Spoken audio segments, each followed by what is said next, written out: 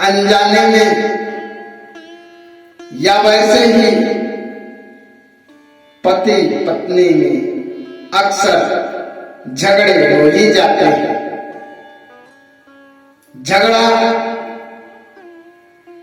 जो पति पत्नी का होता है वो अक्सर हर घरों में देखा जाता है। हर घरों में पति पत्नी का झगड़ा चला आता है, झगड़ा बढ़ जाता है, कहां सुनी होती है और धीरे धीरे झगड़ा बढ़ जाता है। झगड़ा इसलिए बढ़ता है क्योंकि दोनों लोग आपस में लड़ जाते हैं, तू मैं करते हैं और किसी की बात को कोई समझता नहीं, कोई सुनता नहीं किसी की बात। पत्नी कहे तो चिल्ला पड़ती है, वो पति पर चिल्लाएगी, अब पति बेचारा कुछ कह नहीं पाएगा और सोच विचार कर जब बोलता है तो 4 गुना और ज्यादा बोल देते हैं और झगड़ा घर के बाहर चला जाता है। इसलिए नर्म होना चाहिए।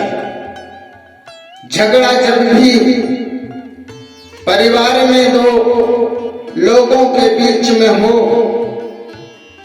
तो एक को नरम हो जाना चाहिए, एक को नर्म हो जाना चाहिए। यदि एक चिल्ला रहा है तो एक नर्म हो जाए, वो ना बोले तो झगड़ा अपने आप शांत हो जाएगा।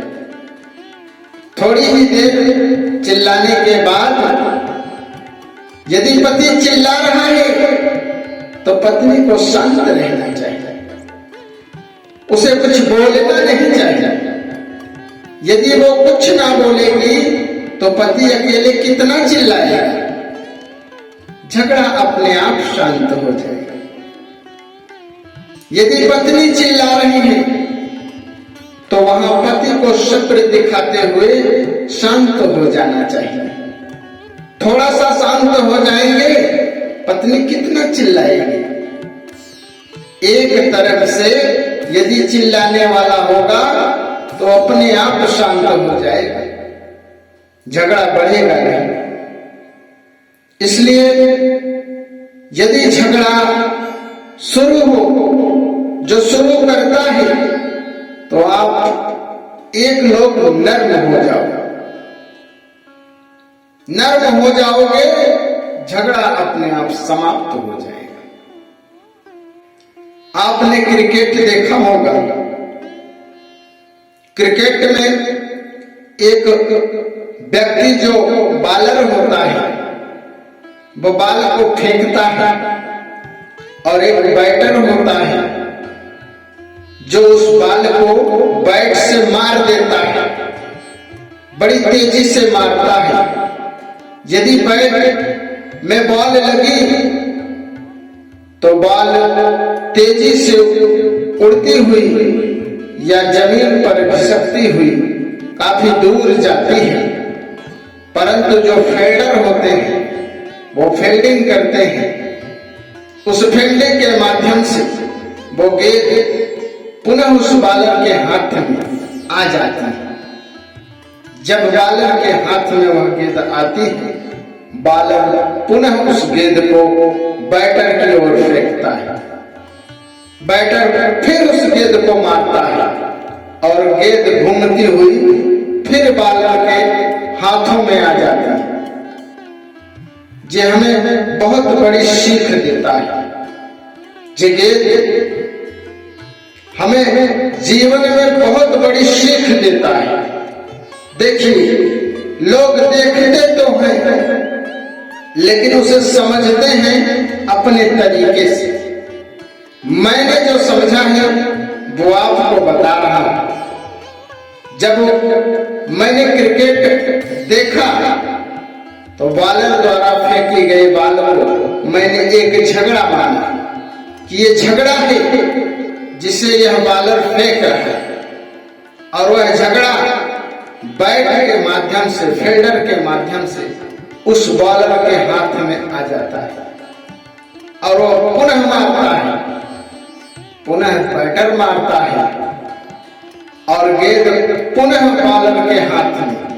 यानी यदि आप किसी गेंद को दीवार पर मारो, गेंद आपके हाथ में पुनः आए तो पुनः आप मारेंगे, फिर आपके गेंद जो गेंद है वो आपके हाथ में आ जाए तो फिर आप मारेंगे। लेकिन यदि आप गेंद को एक बार मार दें और गेंद चली जाए काफी दूर, जितनी दूर, जितना फोर्स से, जितनी ताकत से आपने मारा है, गेंद उतनी दूर जाए और आप करो तो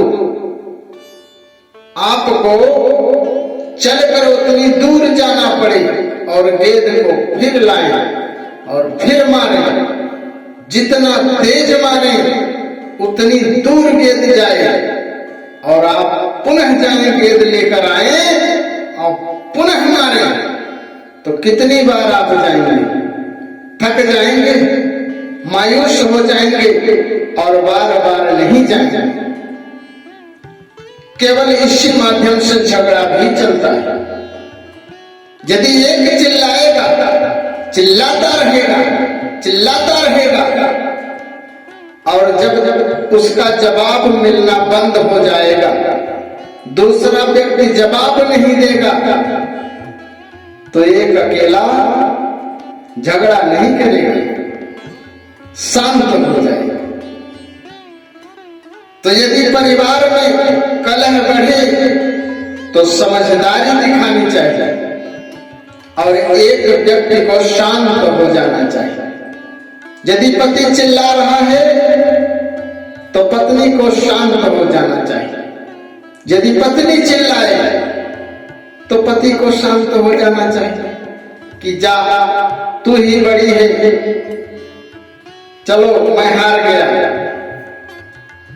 थोड़ी देर बाद यदि आप गुस्सा कंट्रोल नहीं कर पा रहे हैं तो वहां से दूर हट जाओ। थोड़ी देर बाद आएंगे तो झगड़ा शांत रहेगा। और पति पत्नी का झगड़ा जो होता है, यदि बच्चे हैं तो बच्चों के सामने तो कभी लड़ना नहीं चाहिए। गलत प्रभाव पड़ता है बच्चों पर, उसका बुरा प्रभाव पड़ता है। बच्चों को सामने लड़ाई झगड़ा तो बिल्कुल ही नहीं करना चाहिए, शांत रहना चाहिए दोनों लोगों को। मैं बता रहा हूं जो सही चीज है।